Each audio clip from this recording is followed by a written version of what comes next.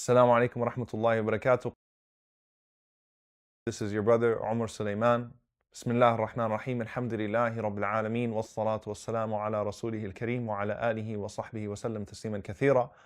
So one of the most difficult things that a person would deal with in his life, and it's almost the inevitable, is that a person would have to see his own mother, his own father, sometimes his own spouse, sometimes his own child, sometimes the uncle that was always around, sometimes the aunt that was always around, sometimes grandpa, sometimes grandma, being buried 6 feet under, and would witness that, and most of the time would be at a complete loss of words. And subhanAllah, had it not been for Islam, in truth, many of us at those moments would wish to be in their places, and many of us at those moments would wish that we could just die and that our lives could end at that moment because of the intense grief that we're feeling. And there's really no way of getting around it. Marwan ibn Abdul Malik, one of the khulafa, he once had a dream that he saw all of his teeth fall out. So he called the dream interpreter to try to explain to him what this dream was. So the dream interpreter said to him, he said that means that all of your family members are going to die. Because in dream interpretation, if you see your teeth falling out, that means a family member will die. So he says that means all your family members are going to die. So he had that man punished and he had him taken away. And then he brought another dream interpreter because he didn't like that interpretation. So another dream interpreter comes and he tells him, Abshir, ya Amir al-Mu'mineen, this is good news, glad tidings, O Amir al-Mu'mineen, O commander of the believers. You are going to outlive everyone in your family. So he got all happy and he started to go get some sweets and he said, treat this man with some generosity, treat this man with some benevolence, because he gave him the interpretation that he wanted. But in essence, they were the exact same thing. And what that means is that unless you die first, you are going to live to see each and every single one of your family members pass away. And how do you deal with those moments? And how do you deal with that grief? And how do you deal with that sadness? And subhanAllah, I truly wanted to reflect on an incident of one of the great Sahaba, Abdullah ibn Abbas radiallahu ta'ala anhu, the scholar of this ummah, when his father Al-Abbas radiallahu ta'ala anhu passed away. And usually at those moments, whenever you lose someone that you love, you really don't feel like hearing anything from anybody. You really don't feel like attending any gatherings. You really don't feel like having people come and give you their advice unless they've been through something similar recently, because otherwise you're like, inside you're saying to yourself, you really don't know what I'm going through right now, as much as you insist upon it. And so you really just kind of want to be left alone. But sometimes there are a few words, having experienced this myself when my mother passed away, rahmatullah alayha. When someone came to me and I knew that, or I was aware that his parent had passed away, or one of his parents had passed away, in recent times, I truly valued their advice. Now, Abdullah ibn Abbas radiallahu anhu has a Bedouin come to him, an Arabi man. So he's not a scholar, he's not one of the eloquent Sahaba, he's just some Arabi man, some Bedouin man. And he says these beautiful words to Abdullah ibn Abbas radiallahu ta'ala anhu.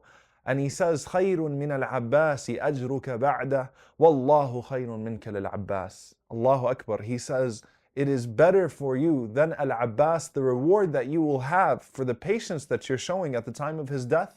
And Allah is better for Al-Abbas than you. Think about that for a moment. The reward is better for you than having your father, and Allah is better for your father than you. So especially when a person dies in their righteous, and of course Allah subhanahu wa ta'ala has the final call. We can't make that judgment. Allah subhanahu wa ta'ala will decide what will happen to them and what will be their fate. But especially when a righteous person dies, of course you would take some some form of comfort. You would have some form of comfort and contentment, knowing that inshallah ta'ala things are, they're in a better place right now. And I know that sounds taboo because we say that all the time, in a better place, they're in a better place. But usually when people say that, it's just lip service. But truly when you see a righteous person die, and especially if it was someone that's close to you, what is the situation that they're in? What is the situation that you're in? And many times when people pass away, we try to do things that are actually very selfish in their nature. We try to fulfill all of our cultural obligations regardless of whether or not they're based in the Sunnah. We try to have all these gatherings. We try to make sure that everyone else is satisfied with the proceedings. We try to make sure we fulfill all of the formalities. We try to make sure that we build, nice monuments or nice tombstones on top of the graves. We try to make sure that we have the best food at whatever it is that we're doing. We try to do things that in reality aren't good for the person that passed away, but they actually make us feel a little bit better about the tragedy, right? And it's as if we're trying to dunyafy death. And one of the most horrific things I've ever seen in my life, I remember there was a young girl that passed away, and one of her parents was Muslim. She was a 4-year-old. One of her parents was Muslim, and another of her parents was not Muslim. So the ceremony actually was very un-Islamic in its nature. And they took her and they embalmed her, right? And she passed away in a car accident, and they tried to make her look full. They tried to cover up the wounds. They put her in a pretty dress. They even put makeup on her, and they forced a smile on her face. And it was one of the most disturbing things that I had ever seen in my life. Why? Because, subhanAllah, is it really benefiting her, or is this just to make you feel better about it? Right? So, and many times we're very selfish with these things, because instead of thinking about what benefits the dead, and what is going to benefit me? What lesson can I take from this? And what can I do to make things better for that person and better for me? It's all about making ourselves feel better about the whole situation, making, dunyafying the whole period of death and everything that surrounds all the rituals and so on and so forth. So Allah subhanahu wa ta'ala tells us about the righteous. فَرِحِينَ بِمَا آتَاهُمُ اللَّهُ مِنْ فَضْلِ. Allah subhanahu wa ta'ala has given them their bounty. They've seen their share, and they're pleased with what Allah subhanahu wa ta'ala has given them from His bounty. وَيَسْتَبْشِرُونَ بِالَّذِينَ لَمْ يَلْحَقُوا بِهِمْ مِنْ خَلْفِهِمْ. And they're rejoicing at the names of the people that will soon join them. SubhanAllah, they're having their party, they're coming together. Allah subhanahu wa ta'ala allows the souls, the righteous souls, to meet with one another in al-barzakh, to meet with one another and to congratulate one another and to visit each other's graves. And you know what? They're waiting for the righteous that have not yet followed. And subhanAllah, think about what Islam gives us here. When I think about someone that I've loved and someone that I know is a righteous person, if I ever thought to myself that there was no chance that I would ever see my mother again, then that would be something that would truly kill me on the inside. But because Allah gives me some hope, the Sunnah gives me some hope here, that you know what, if I died tonight, I love the Prophet ﷺ. If I'm righteous, inshallah ta'ala, I might see the Prophet ﷺ tonight. I might see my mother again tonight. There's a chance of being reunited in al-barzakh. And the Prophet ﷺ, he gives us this hope in a narration from Abu Hurairah. It's an authentic narration in Sunan al-Nasa'i, talking about how the believers receive the soul after he passes away if it was a righteous soul. And the Prophet ﷺ, he says, يَأْتُونَ بِهِ أَرْوَاحَ الْمُؤْمِنِينَ, that the souls of the believers come to receive him. وَلَهُمْ أَشَدُّ فَرَحًا بِهِ مِنْ أَحَدِكُمْ بِغَائِبِهِ. Beautiful narration.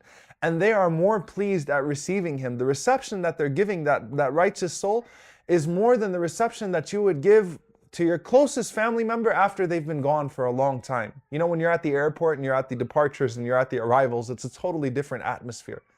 At the arrivals, when the people are coming back and the love that's being shown, and you could see people hugging and laughing and such joy after seeing their loved ones, then you go right downstairs, or rather you go upstairs to departures, and you see the complete opposite. People crying because people are leaving each other and people are departing from one another.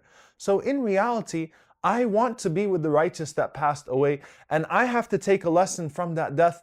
And the way that I condolence myself is by doing the things that I know will benefit them. And alhamdulillah, once again, Islam gives us hope. We can give sadaqah jariyah. We can give a continuous charity on their behalf. We can make dua for them. We can spread beneficial knowledge for them. Right? Rasulullah sallallahu alaihi wasallam gave us these methods, and he gave us things to do that could benefit them. And at the same time, we could know that we're actually contributing, inshallah ta'ala, to their success in the hereafter, inshallah, whenever we do these things.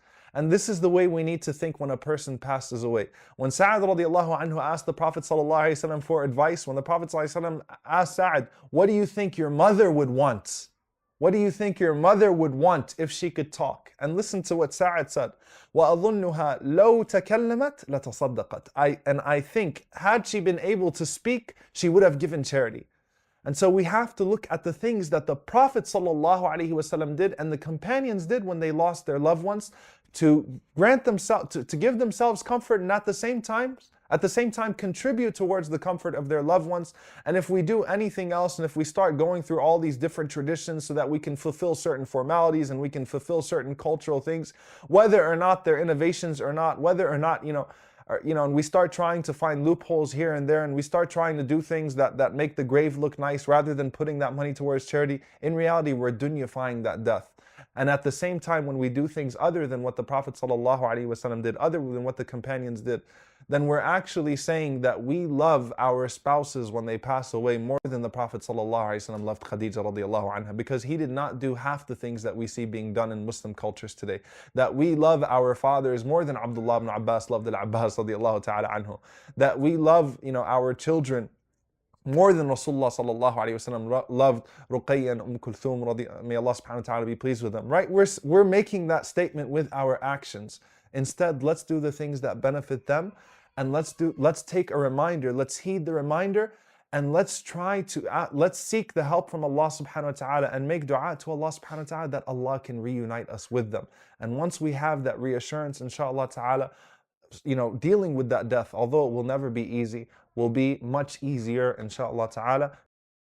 So do yourself a favor, if you benefited from this video, go ahead and like it and share it on your Facebook and Twitter. Because the Prophet ﷺ said, as is narrated in Sahih Muslim, "Man sanna fil Islami sunnatan hasana, falahu ajru wa ajru man amala biha," that whoever does something good, inshallah ta'ala, and starts it or shares it and other people follow, then he will get the reward that he has, and of course the reward of anyone who followed him in that, inshallah. So if someone else benefits from this, you get the same reward as the presenter, inshallah, and the same reward as the producer. So go ahead and like it, love it, share it. Jazakumullahu khairan. Wassalamu alaikum wa rahmatullahi wa barakatuh.